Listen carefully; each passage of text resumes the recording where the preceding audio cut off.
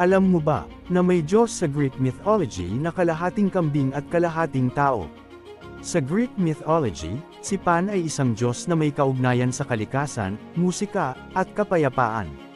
Siya ang Diyos ng mga pastulan at kagubatan. Karaniwang inilalarawan si Pan bilang isang nilalang na may katawan ng tao ngunit may mga paa ng kambing, may sungat. Siya rin ang pinuno ng mga Satyro, mga nilalang na may katawang tao ngunit may kalahating kambing. Si Pan ay kilala rin sa kanyang pagiging music hero at mahusay na tumugtog ng flute.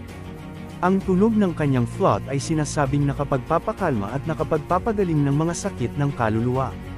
Ang mga magulang ni Pan ay sina Hermes, ang Diyos ng mga mensahero, at Dryope, isang nymph o nimpa na may kaugnayan sa mga puno at kagubatan.